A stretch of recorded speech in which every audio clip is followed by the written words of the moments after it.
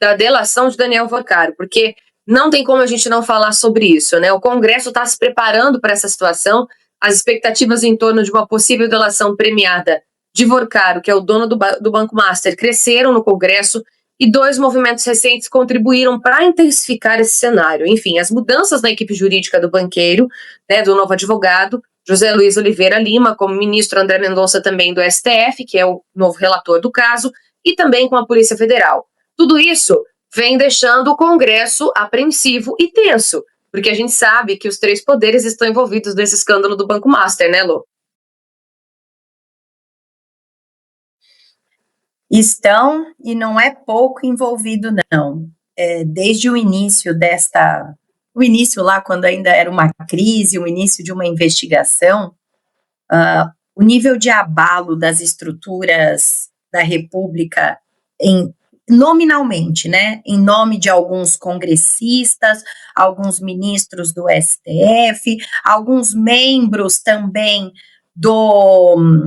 de alguns ministérios, e também Haddad, né, já saiu o nome dele, inclusive, então já reforço mais esse nome, e alguns membros do Banco Central, né? Então, assim, vai espirrar em todo mundo, mas desde o início eu coloco que a condição da fraude financeira do Banco Master não é apenas uma fraude financeira, na verdade é a maior que o Brasil já viu, tá? Os números, sabe que eu acho, eu sempre olho para números, né? Então, esses dias eu vi alguns esquerdistas falando sobre os 59 bilhões de dólares que o Trump já colocou na guerra, né? Então, eles criticando que esse valor poderia acabar com a fome. Aquele papo de sempre, de todo esquerdista, que não para olhar número e fazer conta, não se baseia nem em dados, nenhuma evidência concreta. Acontece que a fraude financeira do Banco Master, que a maior parte dos esquerdistas estão de boca fechada, já passou desse valor que os Estados Unidos investem na guerra. Então, assim, eu acho tão ridícula essa falsa equivalência quando eles vêm com esse tipo de papo, né? Mas o fato é, tem muita gente enrolada, e digo mais, o maior crime financeiro está aí sob a luz. Eu arrisco dizer, tem muitos outros crimes juntos, e já coloco em evidência um bem específico. Aguardem. Casos de pedofilia serão desmascarados nessa investigação do Banco Master. Aguardem e verão. Essa mobilização toda de gente com medo, porque assim, a política no Brasil é tão podre, eu não vou falar por todos, mas em sua maioria é tão podre, é muito simples. Quando a gente olha para a presidência da República, é um cara que roubou, foi preso e voltou a ser presidente, as pessoas votam. Então, assim, corrupção, lavagem de dinheiro, desvio, ativos sem lastro, que é o caso do Banco Master, né, foi o pulo do gato que ele deu, comprava por 10, vendia por 20, e tudo sem lastro, e óbvio que isso ia estourar um dia. É muito mais do que isso, gente. Tem uma crise moral por trás, senão essas pessoas não teriam tanto medo de respingar, porque eu parto do princípio que o brasileiro acompanhou Lava Jato, Mensalão, Petrolão, já viu tanta lambança de corrupção e voltou um bandido para a cadeira da presidência da República. Então não é isso não é só isto, tem muito mais. Tem crise moral e tem crimes. E eu pontuo casos bem semelhantes que vão vir à tona, como o caso lá do Epstein nos Estados Unidos. Porque a movimentação dessas pessoas, o medo que chegue na casa, e é na casa mesmo, tá? De cada um deles, é muito grande para ser apenas, eu não estou falando em números aqui porque é uma fraude gigante, mas para ser apenas uma fraude financeira. Eu não consigo acreditar só nisso. Agora, uma outra peculiaridade deste caso do Banco Master, dessa fraude financeira, é que tá uma luta para cada um puxar o holofote. Essa história vem à tona num ano eleitoral. Eu sou muito entusiasta de que se abra a CPI ou CPMI do Banco Master. Não acho que o Master tem que ficar só ali na CPMI do INSS ou na CPI do crime organizado, que ela já está nessas duas, até porque a do INSS daqui a pouco acaba, né?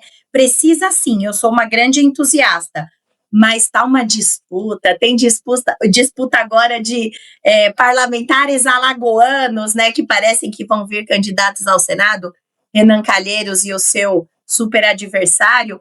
Assim, todo mundo quer o protagonismo, todos querem o protagonismo, mas eu preciso parabenizar a conduta do ministro André Mendonça e o trabalho da parte boa da Polícia Federal, porque mesmo lá dentro da Polícia Federal tem a Polícia de Estado, que é a Polícia Federal brasileira que trabalha para o Estado, e existe também a Polícia Federal de Governo, chamada também de Polícia do Lula, tá? Então, nós temos essas duas coisas ali dentro da Polícia Federal. Eu preciso parabenizar essas duas áreas. O ministro André Mendonça como relator e a Polícia Federal, a parte que é uma instituição de Estado e que está fazendo um excelente trabalho de investigação. Fica aqui os meus parabéns, Laísa. Realmente é um trabalho que a gente precisa parabenizar mesmo, porque a gente sabe que outros crimes piores estão envolvidos, né, em relação aos três poderes do governo, principalmente desse atual governo, que a gente sabe muito bem quais são as bandeiras que eles defendem, né? É bem mascarado, mas a gente sabe. Então, é claro que nós precisamos realmente ter esse cuidado, prestar muita atenção, estar bem atentos a tudo que está acontecendo e não deixar passar nada. Então, o que a gente espera, né, Lu, é que a Polícia Federal, que o ministro André Mendonça, realmente que eles sejam abençoados e façam realmente um trabalho de investigação minucioso e que a justiça, de fato, seja feita. Porque eu acho que o que a gente mais cansa de ver nesse país é a impunidade. É saber que essas pessoas estão cometendo crimes de cara limpa, assim, sem receio, e não vai acontecer com elas. Então, eu acho que é isso que cansa um pouco e faz com que até o brasileiro tenha memória curta. Né, porque a gente já está tão acostumado a ver essas coisas acontecendo e não acontecer nada, não ter nenhuma punição de fato que aconteça ali firme e que essa sentença se mantenha, que a gente fica desanimado mesmo, né? Mas a gente não pode perder a esperança, não é? Não, com certeza não. Por isso que eu coloco a luz e o foco realmente em quem está fazendo uma investigação séria no que de fato é a maior fraude financeira que o Brasil já viu.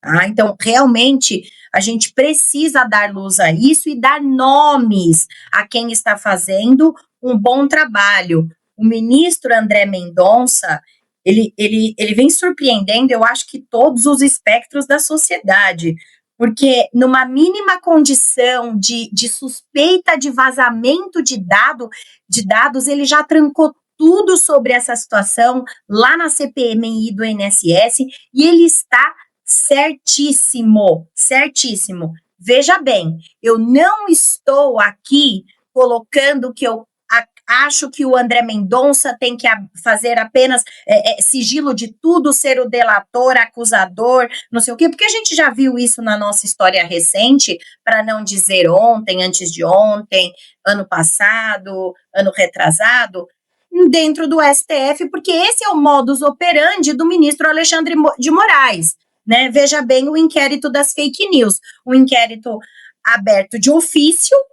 Nunca houve nenhum tipo de questionamento do Ministério Público ou de qualquer outra instituição, um inquérito aberto de ofício que teve data para começar e não tem data de término. São 7 anos. Eu voltei aqui nesse inquérito porque eu fico tão indignada com o inquérito das fake news ou do fim do mundo, enfim, cada um tem um nome para esse inquérito. Justamente porque uma revista, na época, publicou uma matéria que dizia o amigo do meu pai, ou seja, era uma menção ao ministro Dias Toffoli. Veja bem a coincidência. E quem é o nome que está mais arrolado neste momento junto ao caso do Banco Master? O próprio Dias Toffoli, que inclusive teve que se retirar da relatoria, na verdade, ser retirado. Dias Toffoli precisa ser afastado da cadeira. Isto que precisa. De novo, democracias plenas, países sérios, ministros como Dias Toffoli, Alexandre de Moraes, Gilmar Mendes, não estariam ocupando mais aquela cadeira há muito tempo atrás. Há muito tempo atrás. Se fosse um ministro nos Estados Unidos, o caso do inquérito das fake news, quando ele colocou de ofício, ele já teria sido afastado.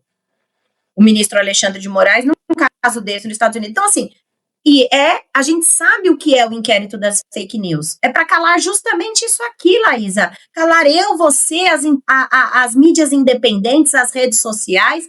Esse governo, eles não param. Quando não é o Supremo, ou juízes, ou ministros tentando implementar a censura no Brasil, é o próprio governo, por parte do presidente da República, que é um cara ele se finge, tá, de completamente analógico, fica lá falando aquelas groselhas de eu acredito na inteligência natural e não na inteligência artificial. Aquilo lá é só conversa para boi dormir, tá? Ele sabe, ele entende, ele é muito bem assessorado sobre como é que é o meio digital. Acontece que a esquerda perde de lavada nesse meio. Por que querem tanto censurar as redes, querem tanto calar as vozes que estão ali e manter apenas o consórcio de mídia falando, que é o que nós tínhamos há alguns anos atrás. Graças a Deus existe a internet livre e as redes sociais e aqui mídias independentes que levam os fatos, levam a verdade sem viés. Aqui é um jornal opinativo, eu posso ter a opinião que eu quiser, tá? Mas é o seguinte, é por isso que querem nos calar, porque nós somos fortes nesse quesito. No meio digital, a direita ganha de lavada da esquerda. Por isso que querem tantos nos calar.